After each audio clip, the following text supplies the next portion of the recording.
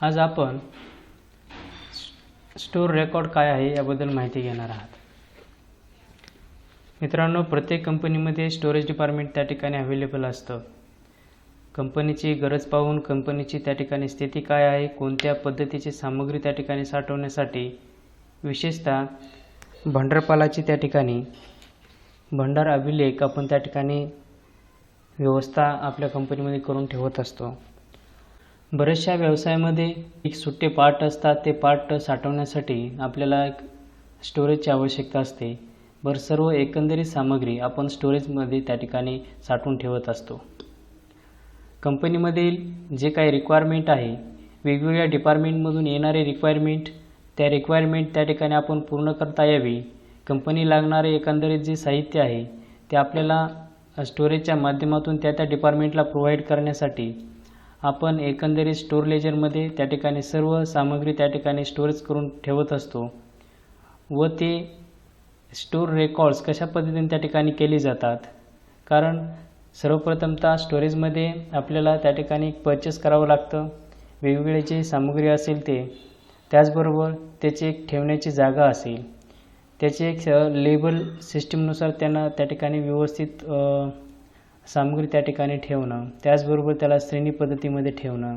शीघ्रनाशी असेल तर ते, किंवा त्या ठिकाणी जास्त दिवस ते राहणाऱ्या वस्तू, यामध्ये त्या ठिकाणी मेळ घालून व्यवस्थित त्याचं त्या ठिकाणी प्लेसमेंट स्पेस त्या ठिकाणी देण्यात येत असतात. म्हणजे त्या जागा त्या ठिकाणी त्यांना देण्यात येत असतात, म्हणजे त्या वस्तू आपण त्या ठिकाणी ठेवत असतो.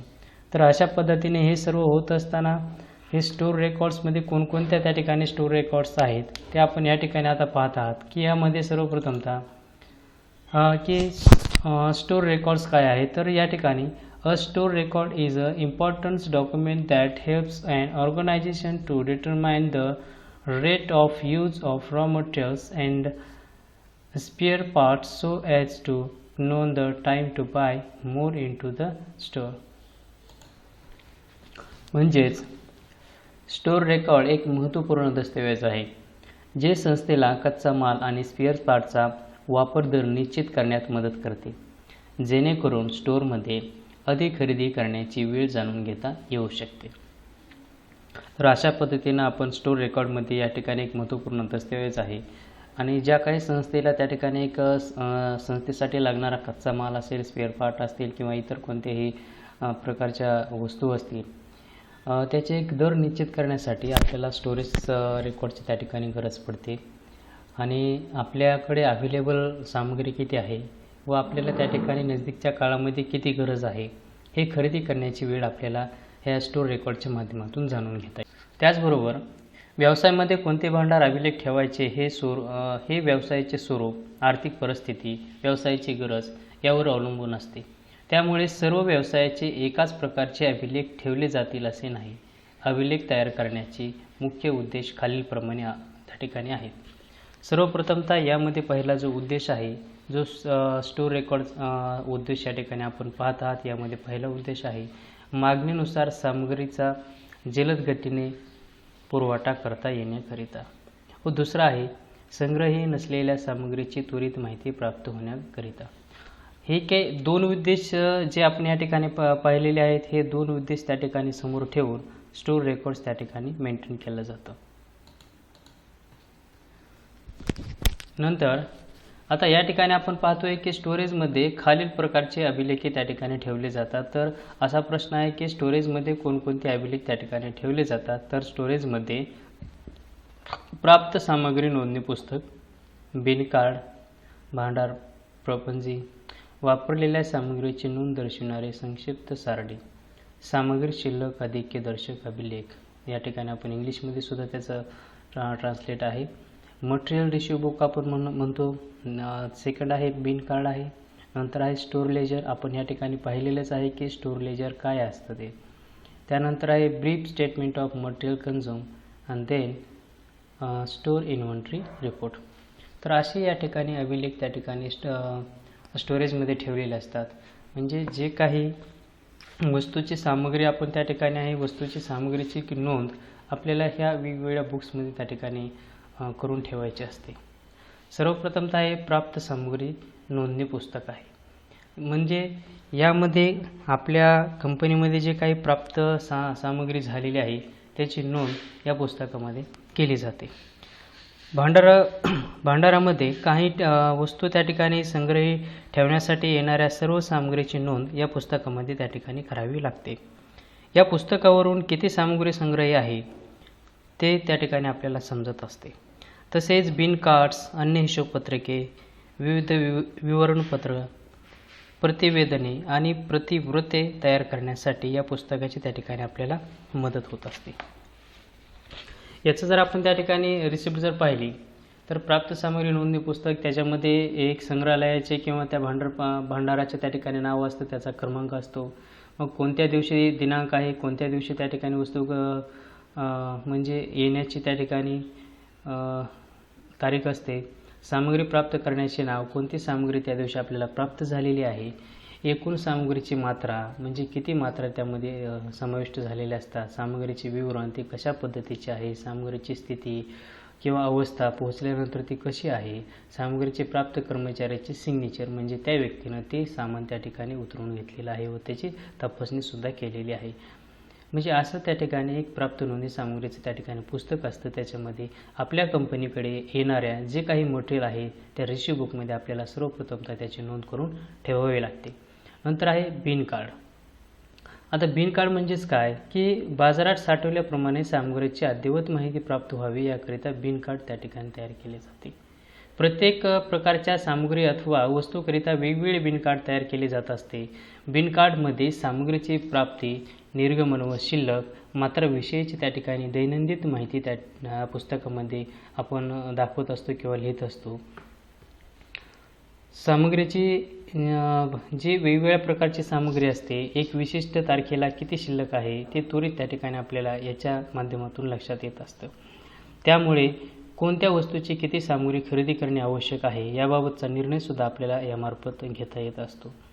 त्यामुळे बिन कार्ड वापरण्याची पद्धत अत्यंत उपयुक्त म्हणून गणली गेली आहे. बिन कार्डचे सर्वसाधारण त्या ठिकाणी आपण जर रूप जर त्या ठिकाणी पाहिलं तर यामध्ये आपल्याला एक सामग्रीचे नाव असतं, त्यानंतर बिन कार्ड क्रमांक असतो, सांकेतिक स्थळ, स्थान, सामग्रीची कमाल मर्यादा व त्यामध्ये जो पहिला कॉलम असतो त्याच्यामध्ये दिनांक असतो, दुसरा कॉलम आहे प्राप्त झालेली मात्रा की सामग्री कशी कोणकोणते त्या ठिकाणी किती संख्येमध्ये आहे, निर्गमित मात्रा आपल्याकडून गेलेली सामग्रीची त्या ठिकाणी मात्रा, आधिक्य जे शिल्लक राहिलेले किती आहे आणि त्याच्यानंतर जर काही सेरा असेल तर त्यामध्ये.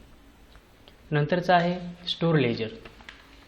स्टोर लेजरमध्ये सामग्री नोंदणी बिन कार्डवर होत असली तरी देखील भांडार त्याच्यामध्ये आपण याला आपण या ठिकाणी म्हणतो की स्टोर लेजर सामग्रीची नोंदणी अत्यंत त्या ठिकाणी आवश्यक महत्त्वाची असते. या लेजरमध्ये प्रत्येक प्रकारच्या सामग्री अथवा वस्तूकरिता स्वतंत्र लेखा तयार करण्यात येतो. साधारणपणे एक स्टोर लेजर पाने सुटी व वेगवेगळी त्या ठिकाणी करता येऊ शकतील असं त्या ठिकाणी स्टोर लेजर असू शकतं. सर्वात वरच्या बाजूस वस्तू अथवा सामग्रीचे नाव लिहून सामग्रीची प्राप्ती, त्यानंतर इश्यू झालेली व बॅलन्स असणाऱ्या जी काही वस्तू आहे त्याची सविस्तर माहिती त्या रकान्यामध्ये आपल्याला लिहावी लागते. स्टोर लेजरमध्ये विविध लेख्यांच्या आधारे सामग्री नियंत्रण लेखा तयार करून त्यामध्ये सामग्रीबाबतची संक्षिप्त जे काही माहिती आहे त्या ठिकाणी नोंदवल्या जाऊ शकतात. नंतर आहे वापरलेल्या सामग्रीची नोंद दर्शवणारी त्या ठिकाणी संक्षिप्त सारणी जी आहे ते आपण या ठिकाणी पाहतो. यामध्ये जे स्टोअरमधून वापरल्या गेलेल्या सामग्रीचा तपशील दर्शवण्यासाठी वेळोवेळी एक विवरण त्या ठिकाणी तयार केले जात असते. उदाहरणार्थ आपण जर पाहतो तर दर आठवड्यामध्ये 15 दिवसामध्ये महिन्याला किती सामग्री आपण त्या ठिकाणी वापरलेली आहे किंवा कळवलेली आहे हे जे विवरणे आहेत आपल्याला त्या ठिकाणी तयार करावे लागतात. त्यामुळे विशिष्ट कालावधीमध्ये किती सामग्री वापरली गेली याची माहिती प्राप्त होते.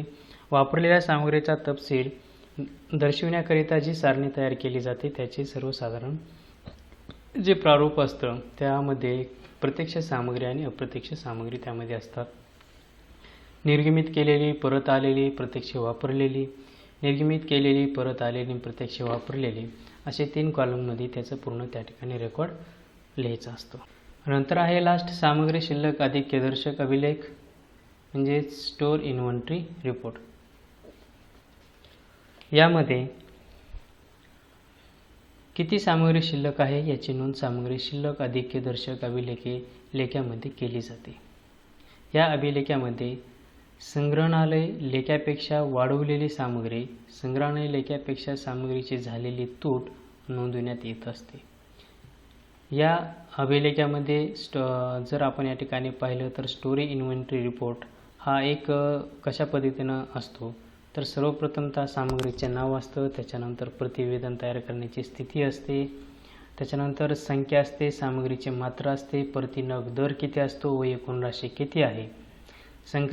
जे काय संग्रहणालय आहे लेख्यापेक्षा वाढवलेली सामग्री किती आहे किंवा संग्रहणालय लेख्यापेक्षा सामग्रीची तूट किती आहे, सामग्री, त्याची मात्रा, त्याचा दर, मग त्याच्यानंतर त्या ठिकाणी प्रत्यक्ष ग्रहण करणारा जो कोणी व्यक्ती आहे त्याची त्या ठिकाणी स्वाक्षरी आपल्याला स्वाक्षरी असते.